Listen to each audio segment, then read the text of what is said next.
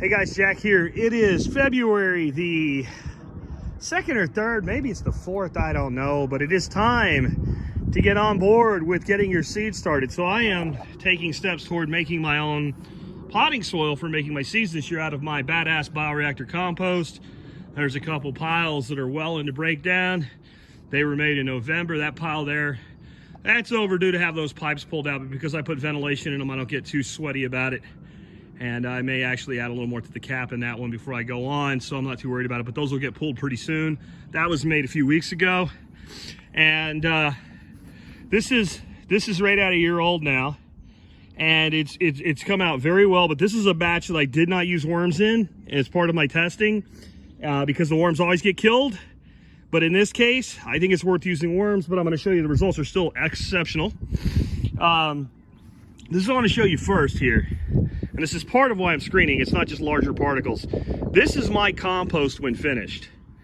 This is all good bioreactor compost when finished. If you look at the way this acts, you would think that what I had in my hand here was a chunk of black gumbo clay wetted right to the consistency where it will work like clay, right? Something that's kind of a plague here in north central Texas. It's exceptional soil, the black gumbo clay, but it can be a plague if you don't know how to manage it. And that's what this would seem like, except black gumbo clay won't do that. It won't just crumble apart at the same time that it'll hold together. This is happening to this, not because of particle size. Clay does this because it's extremely fine particle size. Sand doesn't do it because it's extremely large in the world of base soils, particle size. This is all about biogel. And this is one of the reasons, and you can see it's forming a coating on my hands. Almost looks like I'm playing with poopy or something, right? And this is what if this happens, you've done a good job. Now, it's actually usually a little bit more clay-like and a little bit grayer in color. And I'm gonna attribute that to not using the worms in this batch. But I have tested this batch. I've had phenomenal results with it. It's still probably, instead of being 100 times better than a typical high-turn compost used right away, it's probably, 50 times better. I'll take it. And it'll do very well for my starts this year. So again, worms, even if they're going to get killed, they do good work while they're there, and they contribute a lot to the final product. Of course, there's been worms in and out of there because they'll come in naturally as well. But what I'm doing here is I'm sifting this. Again, you can just see, like, that's not something I doctored up there. Even with particles in it, it does the same stuff, right? So I have this old screen door. It's what I use for screening. If I did screening every day, I'd probably have one of those shaker tables, though I don't know how well it would work with this because it sticks together like that, and I don't want to dry it out. But this is what happens when you sift it. See, now that's more like what you're probably accustomed to, and this is how I want it for my potting soil. So what's going to happen is I'm going to get 4 buckets like this. I already got 3 done. I got to finish this one. Probably got enough in that tub down there to do it. And I'm going to mix 4 buckets of this with almost a full bucket of biochar, which is going to be a 20% biochar, and probably half a bucket of perlite. You don't have to use that. And I'll probably do a second video when I'm mixing this all together with some other things that I use, like rock mineral dust and crab shell and stuff like that. And I want that to sit for at least 2 weeks before I start planting my seedlings out. So there's some biochar in here, but when I made this pile, I wasn't making a lot of biochar yet, so it's a limited amount. So I want to add it at that rate. And you kind of want that biochar to be in with the compost if it wasn't made with it for 2 to 3 weeks. 2 weeks is plenty, especially with the bioactivity in here. So I'll get that done later and I'll get you a thing on that. But that's, if you've wondered if you took my course and you're wondering, well, how do I turn this into potting soil? That's basically all you need to know, because you can do whatever other amendments you want. You really don't need much at all. You could probably just use this, but the biochar and a little bit of perlite kind of lighten it while it's in that cup. When you put it into the soil, it's going to have a whole bunch of interactions going on that'll keep it from kind of packing down. But in a cup, while you're starting your seedlings, you probably want to do some things to keep it fluffy. And we'll catch up with you on how I do that later. Okay, folks, I'm alone today, so I just decided I needed to get this done, so I wasn't going to video actually mixing it, but I want to show you what it looks like when it's done and go over what I do and how I make this. So in the last video, you saw that I screened the compost. I had 5 and about 1/3 buckets because my last screening had some extra, and I just figured whip it in. So I wanted to make enough potting soil for my whole season. And it's because I'm going to do something with the pile that you saw me take this from. that I've never tried before, and I wanted to go ahead and get this done so I can leave that alone for at least a couple months, if not more, to continue to mature in a new way that I'm going to test. And we're just going to see how it works out. This, though, now is perfect potting soil.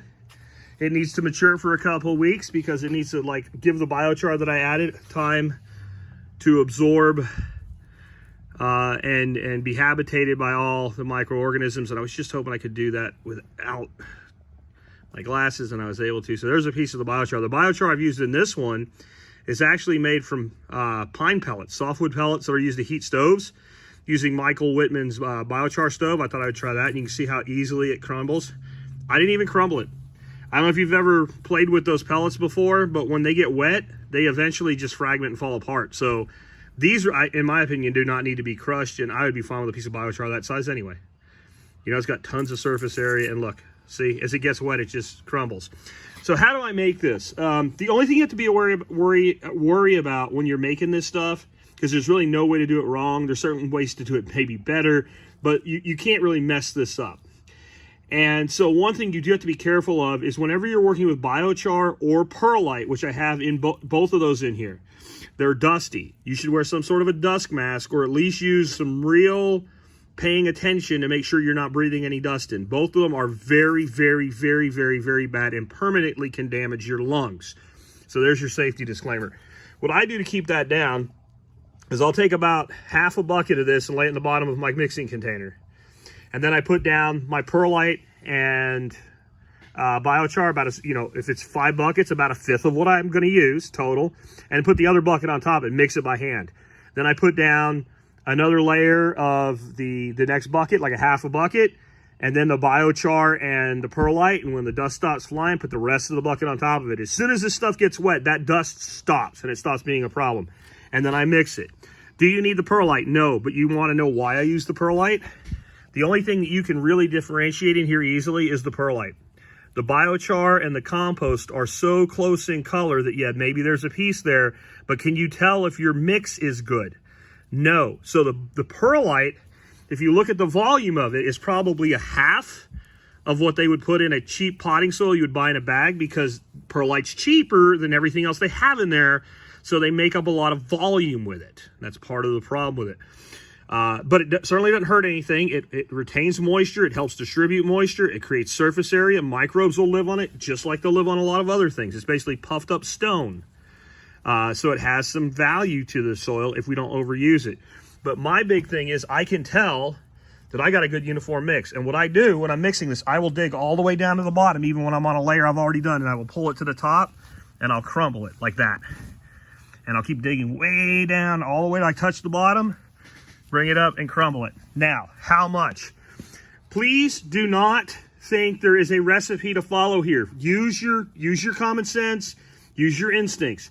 I used about 3 solo cups, because that's what I had sitting around, about 3 solo cups per layer, per 5-gallon bucket. That's about how much I used, and it looks about like that. Probably one layer I used 4 because I felt like it. Now, when I feel this, and I'm looking at the tilth and I'm feeling it and seeing how much compaction I still get with that compost, and I showed you how it compacts like clay, I'm going, I might want a little more tilth here. But what did I do? I just mixed it. And that biochar and that perlite are going to absorb moisture over a few hours before it really equalizes. So I'm not going to add any more perlite. And I'm going to tell you right now, I'm not going to have to. But if I came out and it felt like this, I might. You know, if I gave it a day and the next day it felt the way it feels right now, I might. But I'm not going to, because it's not going to happen, because I've done it enough times. And that's it. So now, here's the important stuff. Again, this is about a 100-gallon Rubbermaid tote. 3/4 full, 75 gallons of potting soil. That's more than I need for all my starts this year. Big thing. This now, lid on, lid closed. It can breathe some. It's not airtight. I don't want it airtight. I want it to be able to breathe. I will open it and kind of fluff it around about once a week.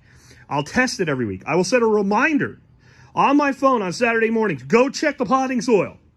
Every time I check it, if it feels even the remote little bit like it's drying out, I will add some water to it. I will never, if that dries out and goes hydrophobic, I have ruined all the biology that I worked over a year on so I would have it to add to my garden and my starts this year. So never let this dry out, and don't, cover, yes, seal, no. So some people think, I know what I'll do. I'll put a plastic bag around there and put a big giant rubber band around it or something and keep it airtight so it can't dry out. Yeah, then it's the microorganisms that are aerobic organisms will use up all the oxygen and then they'll die. So you've kept it wet, but you've also killed everything. You don't want it sopping wet either. You want it damp.